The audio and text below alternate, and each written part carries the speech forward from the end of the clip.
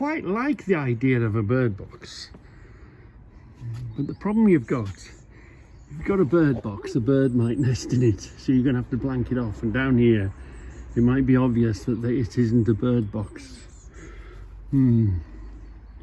So and you could have the pipe sticking out, you could have the mechanism in there. So the first idea of a bird box isn't going to work. It's going to have to be a frog, it's going to have to be a spider or a bird. And it's got to match with what's on here. But you see, this isn't going to work because you're going to see it here, aren't you? You can't hide it away here. So we can't use something like this.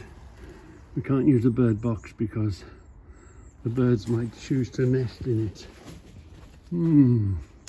And you don't think of these things until you actually get round to doing it, you know.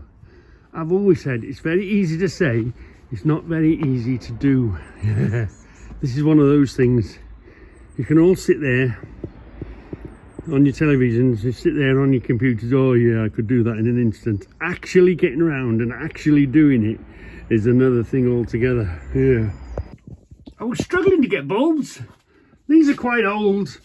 We had one there. I forgot that I'd replaced it. I knew I wanted one, but I forgot to replace it. Anyway, I ordered these. But these are meant to be 100 watts. So let's take off this one, which has been there since day one. Put this in. Oh yeah, that's a lot brighter. Wow. Oh yeah. I can see inside the cupboards now. Oh, right.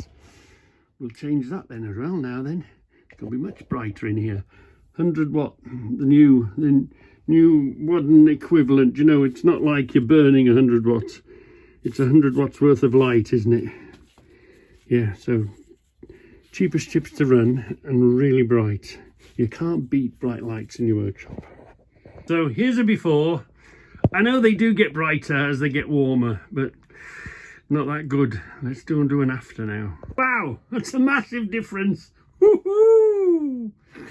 That made a huge difference to this room. We're using these ones, so the equivalent to 100 watts. Yeah, out the Asda. So still expensive though. I was thinking, you know, for bulbs, even bulbs have gone expensive. This inflation has infected everything, hasn't it? So let's open up the big door. Really, there's a little hook here because we do it on the inside only. It's just a bar. I think a scaffolding tube and a bit of a joint, and just get whatever you've got welded together. You've got the thread on there, look, and it's simply made. It's just, I think at the time I got offered some angle iron. It was like £1 a foot. Well, you can't buy running water for £1 a foot, can you? So I had loads of it and I wasn't sure what was I going to do with it. Anyway, I decided to build a gate. Simple. Gate is just a square, isn't it? With a brace on it. And again, homemade hinges. This is bolted through the wall. One big bolt through the back there. Homemade hinges, they can't lift the hinges, I welded the top of them. So that's this one. And what we do is we hook this back to the wall. We've made a little clip here. Look, you put your hand in here and you reach in, and that just holds the gate back, which then reveals a standard door. But if they've got that far, hopefully they read the sign. Beware of the owner, forget about the dog, eye guard here. Yeah. Plus the 415 volts. So they've got to sort of think about it, haven't they? They've sort of got to think about it. So originally it was just this door. So if you can't put a bigger outer door on, then let me just show you my protection from here. And I did take my handle off. The handle is off for a reason. But the trouble is, you forget. When you put all your security on, I've got to go all the way around the other side to release this door now. I'm always forgetting. So everything comes in stages. You know, you do a thing and then you improve it, and then you improve it, and then you improve it. So my very first, we strengthened the back so they can't pop off the railings, and we put this in. I had a load of these They're really old-fashioned gutter brackets for the old cast iron stuff. And we put them together, welded them together, put them a bit stronger by putting the bar across through it. So we held with the spring. Yeah, I put these in. They do twofold. They also lock it when it's locked, but also it stops it from slamming shut. Because that's the trouble with these. They like to slam shut, don't they? So yeah. So that's that there. Just to stop these coming up, I put a screw and a thread. And you know, whatever you make, you weld a nut onto there, turn a bolt, put a little handle on the end of the bolt. Put the trouble with this sort of thing, you tend to lose it, don't you? You drop it on the floor, you miss it. Well, this type of thing, even if you do sort of over time screw the thing out too far, and all it is a little bolt put inside a big bolt, welded up, put it so that it can't drop out. It just makes it that much more convenient if you get it. And that's just a washer welded to a chain and a split pin round the back and bent over. That's quite simple to make. And do you see, I didn't want the whole bolt to come through, I just wanted the end of it, so the end of it screws inwards,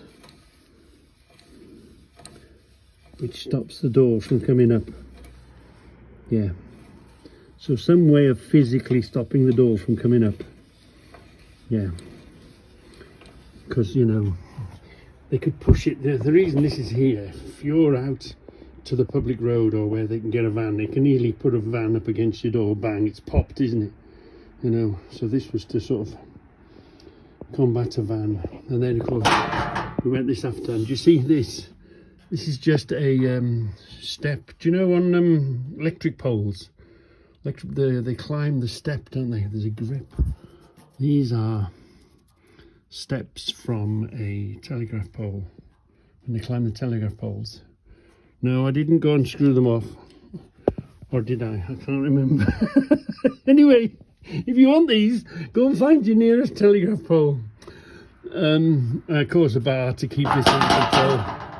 And then of course we've done the corners. These screw, all four corners are fitted in as well.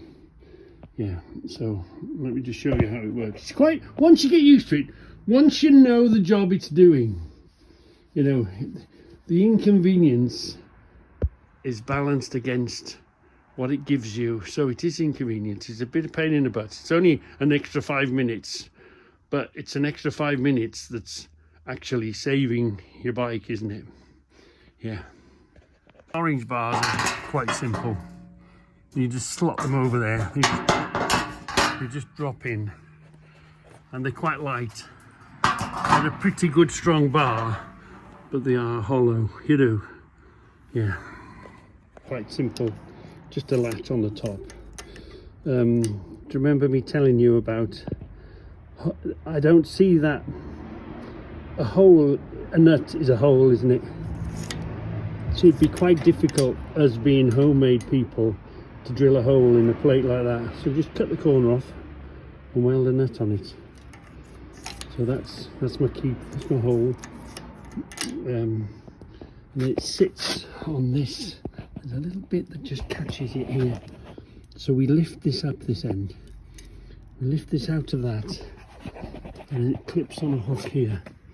So here it goes through the wall. So when you bring it out, you need two hands, but you plug it in there and then drop it down onto there. It goes in here really, really easily. And obviously if you've got room on the inside, you use it, but if not, just put it outside when you're using it, and when you lock it up, it's in place, isn't it? And this holds the middle of the door so that the door doesn't bend. You know, these doors, you can bend them inwards, and it's giving you room at the side, haven't you? So this stops it from bending in the middle, or, you know, it's just more resistance all the time. It's every little thing adds up. It gives more and more resistance. Yeah. Simple. Garage doors open. If you had the space, you could put these on hinges, couldn't you? So they just sort of folded up out the way. Obviously, your solution has got to fit what you make. Here's a failure here. Here's a failure. I was trying to bring a bolt through here and connecting to here to stop this outer door moving, but there's that much leverage, such a length on there. The leverage. This was a secret little, you wind it in and out. So that was a failed, it seemed a good idea to block the hinge side of things, but this was a failure because of the leverage of the door. It even bent this plate, look. So yeah, so some of my homemade security doesn't work. It's just the ideas. So don't secure the hinge end so much, because the size of the door and the strength of the door just smashes it. Because you imagine, you know, when you trap your door in your finger in a door, wow, it hurts that end, but you catch your fingers in a door jamb of a door that's shutting, wow, there's a lot of power and leverage. So that was a failure, that was.